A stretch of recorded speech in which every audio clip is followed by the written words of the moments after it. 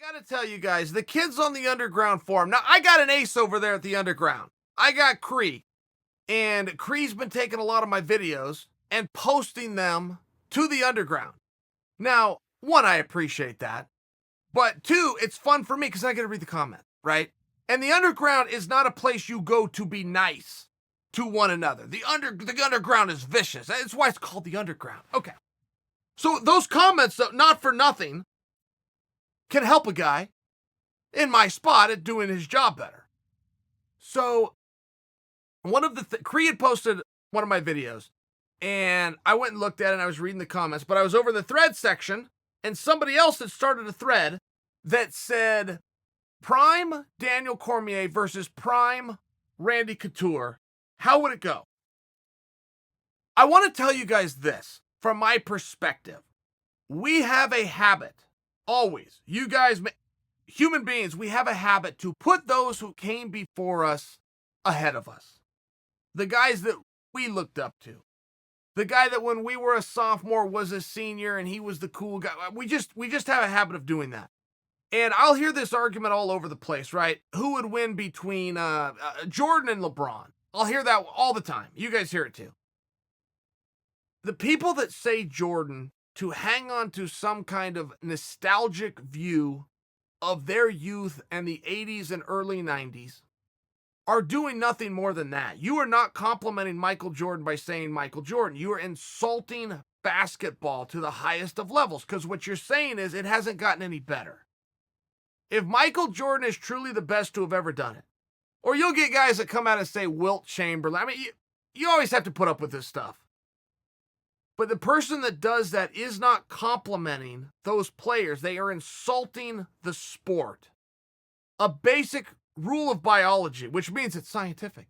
You either evolve or you become extinct. So if you're telling me the best basketball happened 30 years ago, you're insulting an entire sport.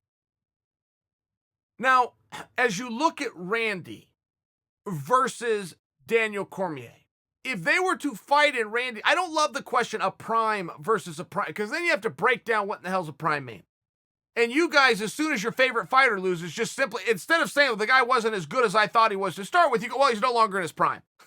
No, it's not true. You don't know what a prime is. You have no way to define that. You don't know how he's training, how fast he's running, how much he's lifted, actual measurable elements. You just don't like the outcome in events. So you go, well, my guy's still my guy, but he's not in his prime anymore. You have to understand how the sport changed. So to break down a prime Randy versus a prime Daniel Cormier, if we accept the example that I just gave you about you can't just say it's Jordan because you have a nostalgia towards that time period to say that he's better than LeBron. It doesn't work that way. But it does have to do with time periods, and Randy Couture was extremely advanced in his time period. Now, I can also tell you, to put that in perspective for you, when Randy Couture was the mixed martial arts champion of the world for the very first time, he would go into a boxing gym 3 nights a week and box. Now, what that consisted of was he would jump rope in front of a mirror, and then he would go hit a heavy bag until he was exhausted and he would leave. The other days, he would go into wrestling practice as he had done his whole life. On Saturday night, he'd put on little tiny gloves and go figure it out live. As silly as that training sounds, the good news is that's all his opponent was able to do as well. There was no gym that you could go to that did mixed martial arts. None. You had to go box over here or kickbox over across town. And then, if you could find somebody to teach you jiu-jitsu, okay, great. And then if you had a wrestling background, that could be real helpful. And then if you weren't afraid to run and get some cardio in, you were in a really good spot. So to offer that for you, he was very advanced in that time. Before Randy was there was a guy who I love to watch named Marco Ruas. And in Brazil, the rankings went Rickson Gracie, number 1, Marco Ruas, number 2. And while Rickson was a specialist and just a damn tough guy that was willing to do it if you called him out, Marco was actually a master kickboxer and he had a black belt in jiu-jitsu. Therefore, just the resume alone stood out because nobody at that time had both. What we found over time is this isn't about stand-up and ground fighting. It was then for a while, but what we found over time is it's not about stand-up and ground fighting. It turns out that in-between is pretty damn important too. The guy who can control whether you're here or you're here also has some say in how this outcome is going to go. So we saw the sport start to evolve. Then eventually you get into somebody like George St-Pierre, who I will tell you is the greatest to have ever done it. And I won't just tell you that from watching him or feeling him personally, but I'll also tell you, if you're one of those guys that likes to just turn to resumes and turn to how many rings and medals and did a guy win, George was one of the unique guys where he got to clean out all the guys of yesteryear, all the guys of his time, but then he cleaned out the next generation as well, right? When he walks away after beating Johnny Hendricks, steps away from the sport, and Hendricks goes on and captures the world champion, George had wins over that generation, his own generation, and the previous. It was very unique, and nobody's ever done it before. Then he comes back to put a cap on it, right out of retirement, changes weight class, and grabs another belt. So if you're one of those guys that just looks like to look at medals and rings and resumes, and I hear that argument come up a lot, and you're not wrong to make it because all we're doing here anyway is making an argument, having a discussion, I think that's a pretty hard one to get around. I think that his resume was a pretty hard one to get around, and those skills, as well-rounded as he was, it didn't seem that he was ever trapped in a time warp like Marco who was ahead of everybody. But then we found out there was that third dimension. Then you bring in a guy like Randy who could maybe he wouldn't stand out in front of you, but he'd dirty box, he'd take care of you on his feet, he'd take care of you on the ground, he had the great cardio, and he was willing to do it, he could do it over multiple weight classes.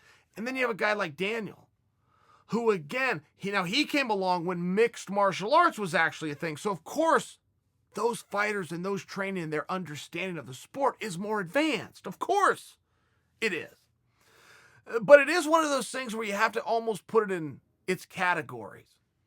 Because every now and then you would have that hardworking, discipline-driven guy. And whoever's the hardest working and the most disciplined and the most driven, then you can throw in some athleticism. Whoever that is in any time period would be able to adjust to that period. But if you time locked him and took him from 1972 and tried to put him in 2019, it's not totally fair. And if the sport grows, and we know it from anything, this sport has grown. The things that we're seeing the champions do today, okay, and you went back and you in the 90s, 93, 94, 95, all the way up to 99. Those guys, the best in the world, 99 and on down, would not even have a place on the roster with their skills. But to lock them in and say if they had today's training and today's coaching and today's technology, where you go right to the internet and scout and learn and order videos right to your phone and learn techniques, I mean, it's a very real thing. Very real thing.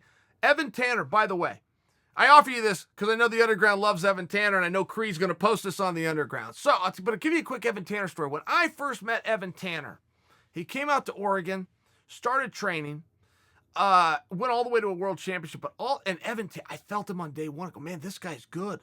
This guy really has some skills and some position. And Evan used to sit back. You guys never saw this because he didn't do his MMA fights. He was a real big ankle lock guy.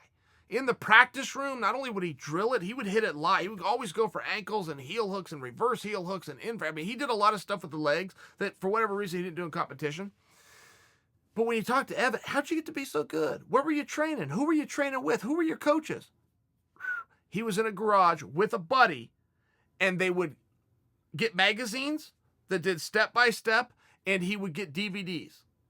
And they would watch the DVD and go in the garage and practice. And he was one of the top guys in the world when I met him, ended up with a world championship with some more refined training.